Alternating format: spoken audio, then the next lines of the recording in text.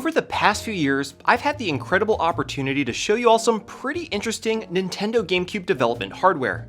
These devices are some of the coolest and rarest things to have shipped from the Nintendo factory, and I think they're super fascinating. Some of these GameCube dev units have colors that were never used on retail consoles, while others had some pretty strange features added to them, like the cartridge slot on the NPDP reader, which I covered in a previous video. But for the most part, they all pretty much look like regular old GameCubes. Well, today we'll be looking at some truly unique and extremely rare development hardware that looks nothing like a GameCube, and more importantly, is the first time they're ever being shown on a video. This is the NPDP-GW, which stands for Gangwriter, and it's definitely an odd piece of tech. We also have the NPDP Cartridge, which I'm told has some early development copies of a couple games, which we will be taking a look at later on in the video, and this PCI card, which I'm convinced none of you have seen before. So sit back, relax, and let's take a look at some pretty wild GameCube development hardware.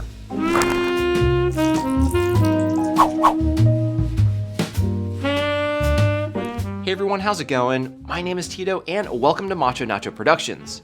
Today we'll be diving into some odd tech that most people never really get to see, as it's the equipment used to develop those memorable and not so memorable games that you and I have played. These items were kindly sent over by a friend of the channel named Andrew, and we'll not only be taking a look at these devices, but also taking a sneak peek under the hood. I'll be nervously opening these devices up to see what's inside because, well, I'm curious and I love seeing how these things work, but also because I think it'd be great to have these rare pieces of hardware documented online for posterity. Now, what makes this particular lot of dev equipment so unique is that many of these pieces have never been shown in a video before. There are just a few scant pictures of these devices that I could find online, and almost no information available. I'm hoping that this video serves as a permanent record of this hardware so that it's at least somewhat documented online. Now, before we dive into each of the components individually, I'll try my best to conceptualize how all this would have worked together. Now, if some of you out there in the audience were GameCube developers back in the day and actually used this specific equipment, please feel free to correct me in the comments or just share your overall experience. Myself, and I'm sure everyone else, would love to learn more about it. So, the Gangwriter, which is about the size of an average PC tower, would be connected to an actual computer using this PCI card via a SCSI cable. The developer who's programming their latest build of whatever game they're working on would at some point want to distribute copies for internal testing, quality control, or whatever next step is required to develop the game. They could copy their latest build to one of these NPDP carts by inserting it into the Gangwriter. Now, one of the main benefits of the Gangwriter, and where it gets its name from, is that it can write to multiple carts at once. This would be a very useful feature for larger studios, such as Acclaim, who appears to have used this very unit at some point in its history. Anyway, with the latest build copied to a NPDP cartridge, a tester or debugger can slot it into a NPDP reader device, for example like this one here, and start to debug and test the latest build of that game. Now, another piece of media that they could have used instead of the NPDP Cart is an NR disk, which would be used on a device like this NR reader here, which can read the proprietary format. I actually also covered this in another video as well, which I'll have linked down below. I'm assuming that a major drawback of the NR disk is that they take longer to burn and may not be reusable. The NPDP carts, on the other hand, are both reusable and can host multiple game files on each of its 4 memory bank partitions on the internal memory, which we'll be taking a look at in just a moment when I fully disassemble this very unit. Anyway, now that we have a very top-level cursory understanding of perhaps how these components interface with each other, let's dive into each one individually, starting with the Gangwriter. So, taking a look at this behemoth, the NPDP Gangwriter features 8 bays and can write to 8 NPDP cartridges simultaneously, which interfaces with the unit like this. Here on the front, there's really not too much to show off except for the dolphin logo, which, as you may or may not know, was the initial project name of the console before being officially named the GameCube. The top and bottom of the unit, as well as the left and right, don't really offer anything interesting, except for here on the left side of the unit, we see an inspection sticker with a date of December 2003, which is most likely the last year it was used, since it obviously did not get a follow-up test in 2004. Remember, the GameCube had games developed for it all the way until 2007 here in the US, and around 2006 in Japan, with the last Acclaim game being Worms 3D, published in 2004. Which is a very interesting fact that will become more relevant later in the video, so hang with me for just a minute. Now before we dive inside of the Gangwriter, if we take a look around back, we see two SCSI ports. The in port was presumably connected to the computer, and the out, I'm guessing, allowed you to connect to another Gangwriter unit to sort of daisy chain them together and increase the amount of NPDP cards you can write to simultaneously. Now over here we have the acclaimed Cheltenham asset tag number, which was the company that this unit belonged to. This particular branch of Acclaim was based, not surprisingly, in Cheltenham, England. This studio actually closed in 2004 when Acclaim filed for bankruptcy that year, which is why the inspection sticker is probably dated last in 2003. They had closed shop before they could renew it again. Anyway, right above the asset tag number, we have a Nintendo sticker here which clearly states to not open the unit. So, to open the unit, it's actually really easy, being secured only by 4 screws on the outer shell, 2 on each side. Once those are out, the top lifts right up and we can take a gander inside.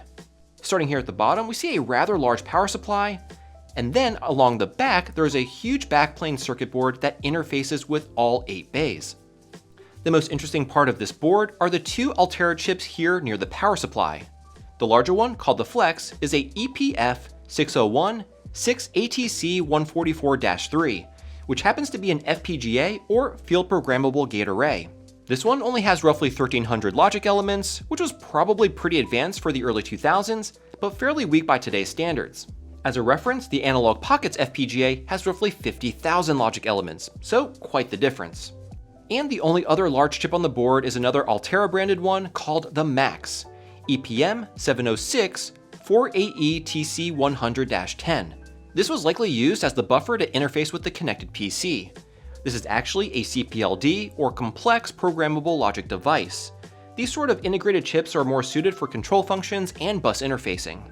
So really, this rather large appliance is pretty simple on the inside, but this device on its own is useless. It needs to be interfaced with a computer, which is where this thing comes into the picture. This PCI card is actually so rare and undocumented that as far as I can tell, no videos exist for it online. The only thing I was able to find was a photo along with a bunch of other development equipment with no specific information on it. Now, if you know anything about this card or any of the other items that I'm showing, please leave a comment down below and I'll compile them in a pinned comment and also on my website. Anyway, this PCI card is called the NPDP-WIF with a product code HSGD000017. This would obviously be placed inside of your PC and connected to the Gangwriter through the SCSI port around back. Now there are a few chips on this board that are noteworthy, but the hard to miss beefy Xilinx chip here sticks out the most. This XC-V50 chip is again an FPGA with about 1700 logic elements. I imagine being the largest chip on the board, this provides the core function of the device. Now these other 2 chips with stickers on top are also pretty interesting. The one labeled WIF01 is another FPGA Altera Max chip like the one we saw on the Gangwriter board. And the chip under the WIF02 is a Amtel AT29LV010A. This is a flash programmable and erasable read-only memory module. And lastly, this bank of chips here are octal bus transceivers, which are designed for asynchronous two-way communication between data buses. Again, remember, this PCI card is designed to send a lot of data and software to the Gangwriter to record onto NPDP cartridges. And once the data is transferred from the computer to the NPDP cartridge, they can be distributed to other developers for further testing and debugging. So, speaking of the NPDP cartridge, let's take a closer look at that. Now, the exterior isn't really anything special. It has a T-shaped handle that lets you get a good grip to help insert and remove it from various devices. On the front, we have the Dolphin logo again, but also another sticker that shows that this was also in fact from Acclaim Entertainment. Around back, we have a warning label describing that this device is shock sensitive and that we should definitely not disassemble it. So, in order to disassemble the NPDP cartridge, we need to unfasten 4 screws on each of the 4 corners, one of which is hidden underneath this warranty sticker. So after applying just a bit of heat to the label, I try to carefully peel the label back to avoid triggering the tamper indicator, and for the most part I am able to do that. Once all the screws were out, I went ahead and gently pried the shell off, exposing the inside of the cart. Here we immediately see 2 large chips, one labeled HD6417709S, which when looking online appears to be a 32-bit RISC processor. And this Xilinx Spartan XCS30XL is another FPGA with about 1300 logic elements. And here on the side, we have 2 DRAM modules, All these integrated chips work together to manage and process the large bandwidth of data coming in and out of the storage media, which, if we take out and turn the board over, we can see where all the data is stored. A 2.5-inch hard drive. This one is a Toshiba branded unit with a 6007 megabyte capacity, which honestly seems kind of small, but is plenty large for several Gamecube disk images. Now we can actually take a look under the hard drive by removing the 4 hard drive mounting screws. And we can see that there really doesn't appear to be anything super interesting underneath. Anyway, let's put the NPDP cartridge back together and take a look at what's actually on that hard drive. Now in order to do that, I'll be using my very own NPDP reader, which I've never actually used with a NPDP cartridge, so this will be pretty cool to see in action. And before we take a look at the contents, we do have a bit of a clue as to what we may find with this little hang tag attached to the handle. There are 4 memory banks, 0 through 3. And on the first one, it appears to be a build of a game called Worms 3D. That probably sounds familiar, right?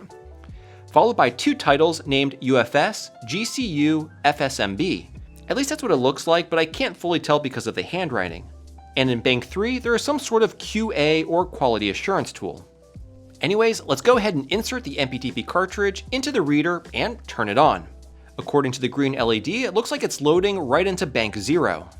And it's obviously an acclaimed title, with a company named Team 17 as a developer. I'll go ahead and select a language, and it actually does appear that this is Worms 3D. This game was released on October 31st, 2003 in Europe, and March 11th, 2004 here in the US. It was also released on other platforms like the PS2 and Xbox.